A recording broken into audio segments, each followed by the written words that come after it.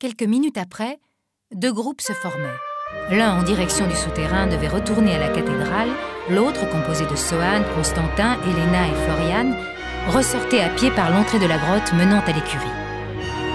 Dehors, on aurait pu se croire dans la campagne habituelle de Bussy s'il n'y avait pas eu ce ciel violet dans ses dégradés de rouge et de bleu-gris. Vers l'est, tout semblait s'obscurcir. Le jaune de la végétation d'automne semblait laisser place à plus de formes sombres, dissimulées par des nappes de brouillard. Les arbres et les fougères semblaient s'effacer progressivement pour être remplacés au loin par des buissons de ronces d'une espèce endémique très noire, aux épines longues et féroces, formant des rangées naturelles de barbelés peu accueillantes.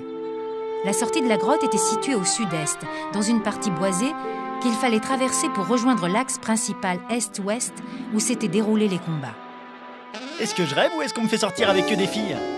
Bonjour, je suis Constantin, mais tu peux m'appeler Kostia? Je te rappelle que nous sommes en patrouille et que nous sommes censés ouvrir l'œil.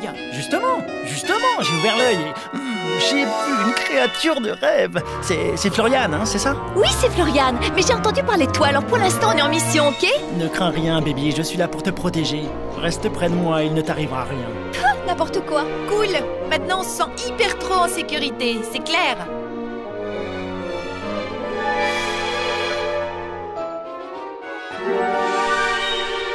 Pendant qu'il marchait, Helena avait posé plein de questions sur l'enlèvement de ses parents, ce que l'on racontait sur la forteresse noire, les fantômes, les musiciens capturés, l'envoûtement de Marc Sigor, son alliance récente avec la reine Teresa Wagner, son élevage et son dressage de dragons, ses mercenaires, etc. Elle se fit raconter également l'attaque des cavaliers et des loups, comment ils avaient déstabilisé la puissante armée en la dispersant et en lançant de nombreuses vagues d'attaques éclairs, avec l'avantage du terrain et de la vitesse. Helena ne s'intéressait pas à la tactique militaire, mais était émerveillée par les prodiges de fidélité et de courage dont faisaient preuve les chevaux et les loups. Ils s'attaquaient à des soldats armés et à des bêtes faisant des dizaines de fois leur poids et leur taille. Et pourtant, ils avaient semé la déroute et forcé la terrible reine à faire demi-tour. Qui sait combien de vies humaines ils avaient encore sauvées aujourd'hui? Elle espérait qu'un jour les humains réaliseraient la dette qu'ils avaient envers eux et qu'ils les traiteraient avec plus de respect. Lorsqu'ils sortirent de la partie boisée, ils virent le chemin qui menait vers la gauche à la cathédrale.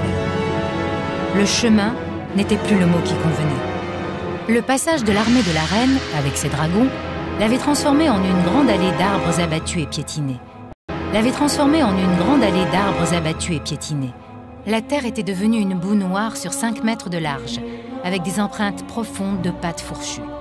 En regardant vers la gauche, l'allée s'élargissait encore plus vers la zone des combats. Des feux de végétation brûlaient çà et là, et des soldats morts gisaient au sol, certains piétinés, brûlés ou écrasés.